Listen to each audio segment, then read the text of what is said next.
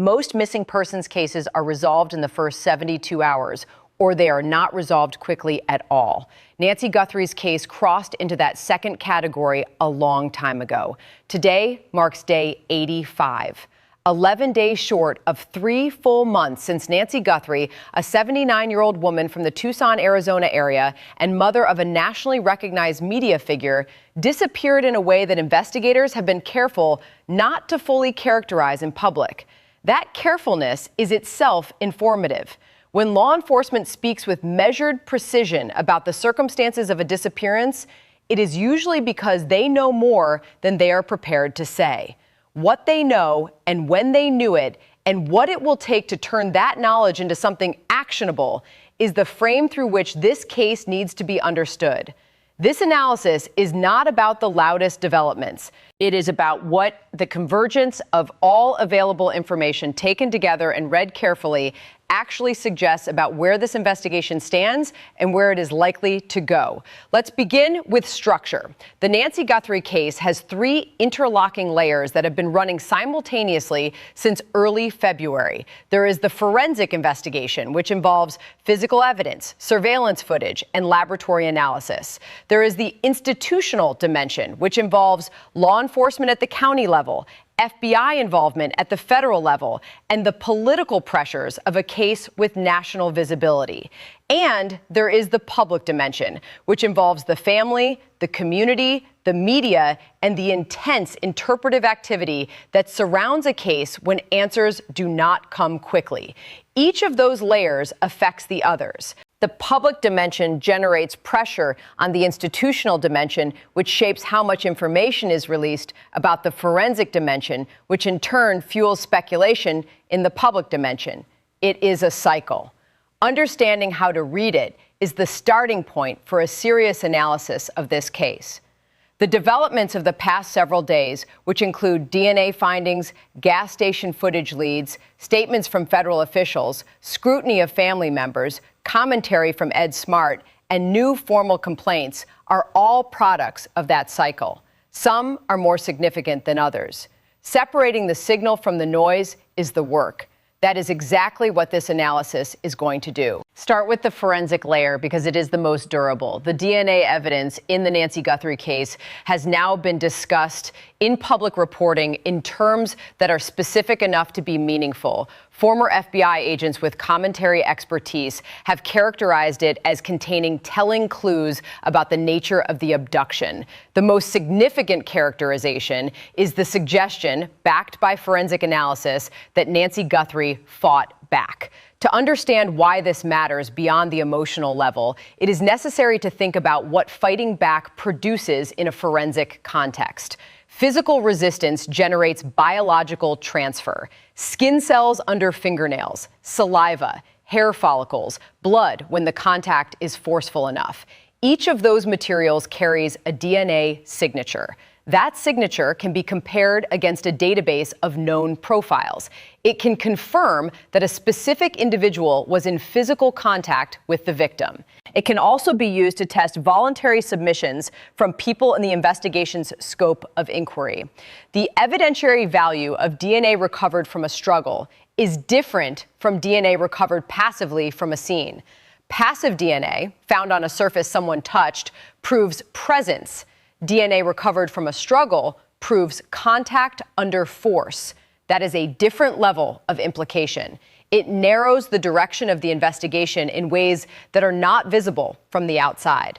A former detective who addressed the question of why this information is being carefully managed offered a straightforward professional explanation.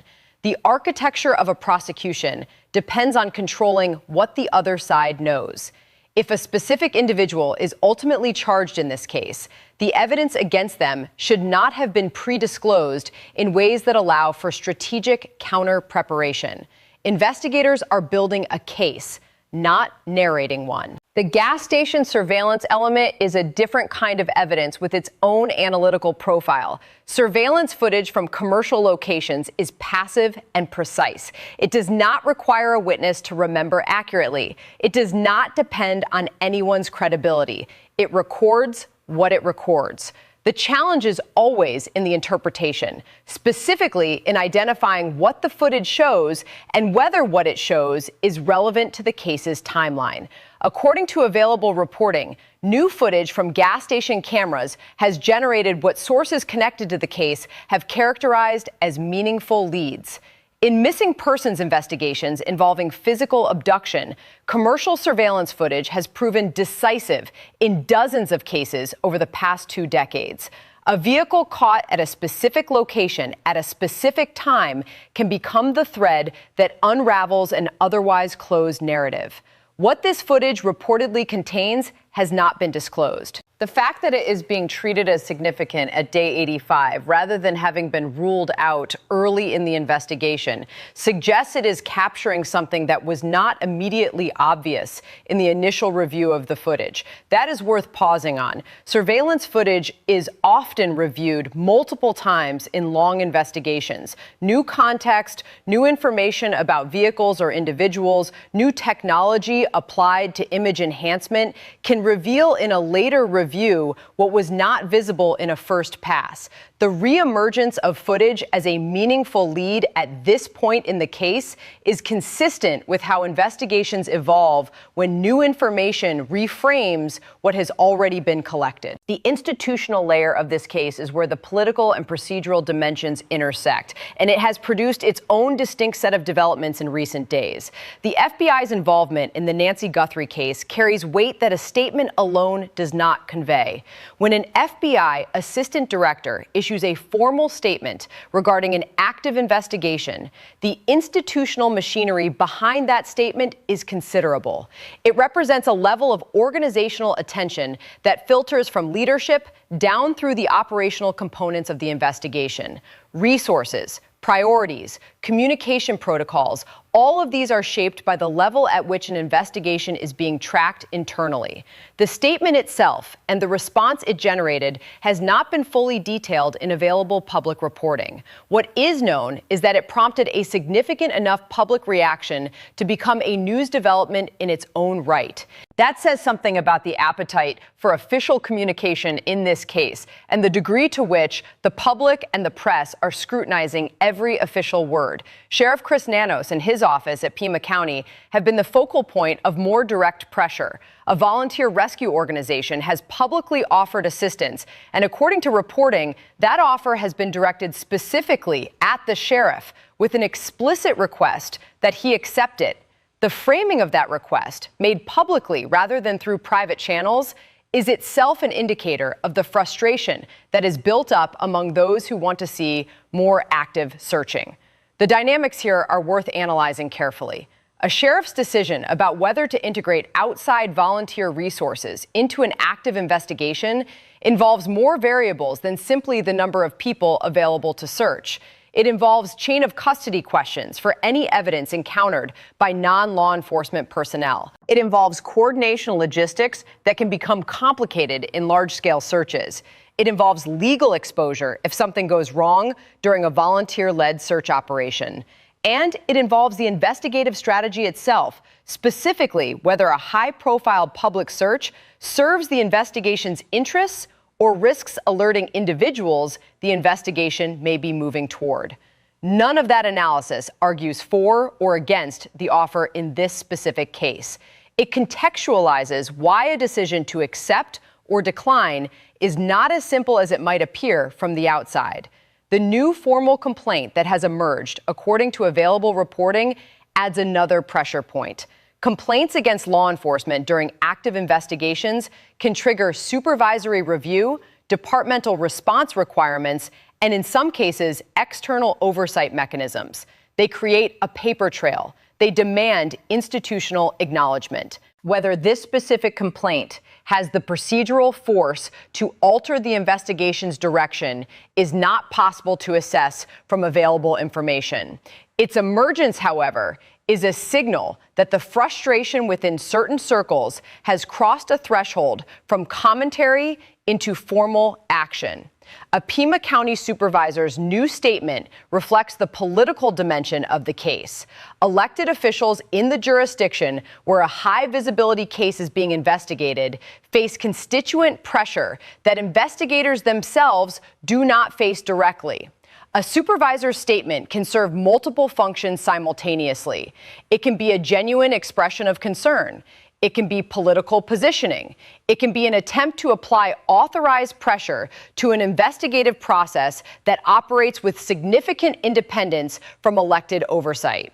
In this case, the available reporting on the content of the statement suggests genuine concern about how the case is progressing. What all of this institutional activity signals, taken together, is that the investigation is not operating in a vacuum. It is being watched, measured, and evaluated from multiple directions simultaneously. Now to the dimension of the case that has generated the most public heat and that requires the most careful analytical handling. The names Tommaso Cioni and Annie Guthrie have circulated persistently in discussions of this case since early in the investigation. Cioni is Savannah Guthrie's brother-in-law. Annie Guthrie is her sister. Both have been discussed in the context of public suspicion, despite the fact that neither has been formally identified by law enforcement as a suspect or even a person of interest in any officially confirmed public statement. Former FBI analysts who have addressed this specific dynamic have provided an explanation that is precise and worth understanding fully.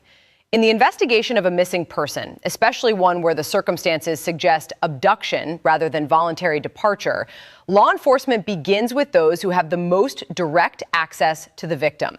That is not accusation. It is the starting methodology of any competent investigation. It would be investigatively negligent to begin anywhere else. The question of whether those individuals have been examined, what that examination produced, and what their current status within the investigation actually is, are things that only the investigators can answer with authority. The absence of a public clearance is not the same as active suspicion, but it is also not nothing. And in the vacuum created by limited official communication, the public fills the space with inference. Former FBI analysis applied to this case has noted that behavioral patterns in the hours following a disappearance are among the most analytically significant data points available to investigators.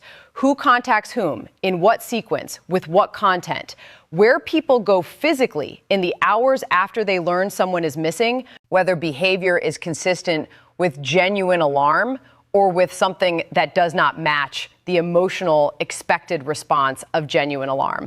None of that analysis, as it has been offered publicly, constitutes legal accusation of any specific individual. It reflects a methodology that has been applied to this case as it has been applied to thousands of similar cases before it.